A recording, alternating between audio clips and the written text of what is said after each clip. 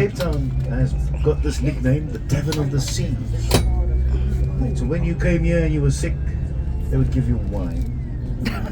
If you were healthy, you were able to get wine as well. And the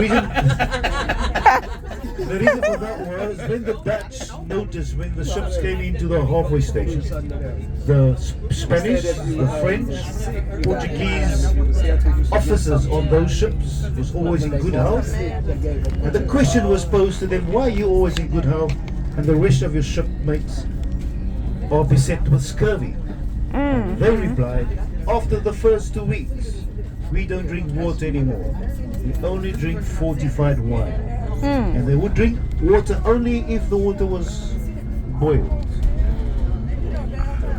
Since then, Cape Town became then known as the Tavern of the Sea. So we got roughly more than 3,500 wine farms, ranging from estates to cooperatives.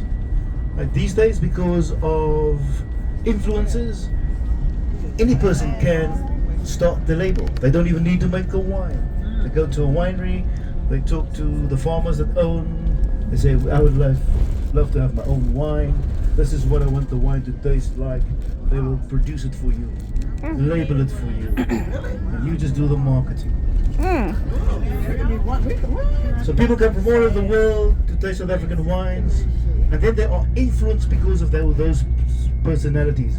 So they used a couple of years ago, they used Ernie Els, where a farmer said, come, you join me, I will use your name, we pay you royalties from what we make. So they created Ernie Els wines.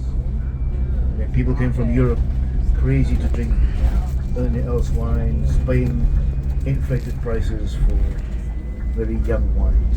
Now, today, they are very good, because it was a young vineyard. It takes up to 10 years for a vineyard to really produce good quality grapes, good quality wine. Yeah. So the younger it is, the high volume, but the quality is not great. The older it is, the less the volume, but the quality is greater. So we have currently in South Africa the oldest vineyard or pocket of vines is Semillon grapes up in what's the place name now, around Wellington. It is about 108 years old.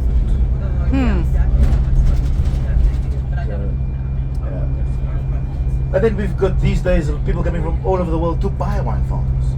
So we got French companies, people from Japan that has well come to buy wine farms in South Africa. So they say if you can't beat them, you join them. Unfortunately for us, we've got to compete against the rest of the world, not just on quality but on price. So countries like Chile, they produce mass, and the amount that you pay for them is very cheap. But South African wine still competes very, very well.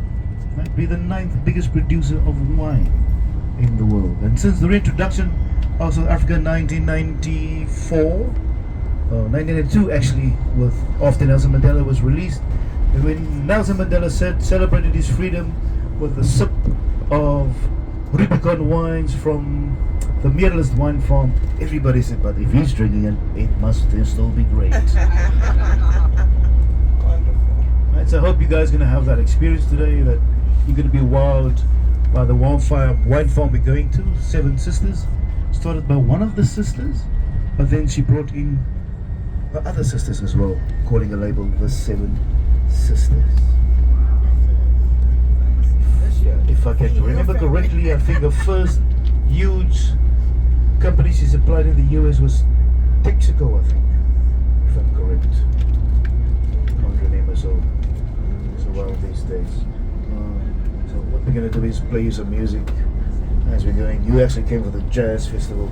We haven't even listened to any South African jazz yet, so we'll give you a little bit of snippets of South African music. Thank you.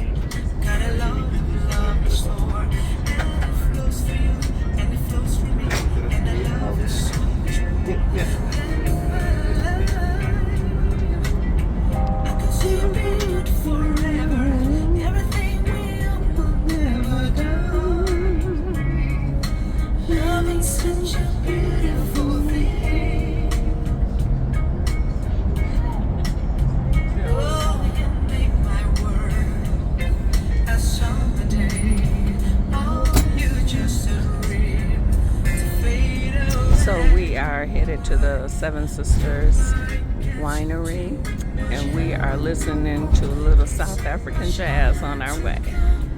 So you're driving along with me. We're listening to those smooth tunes. It's as high as a mountain.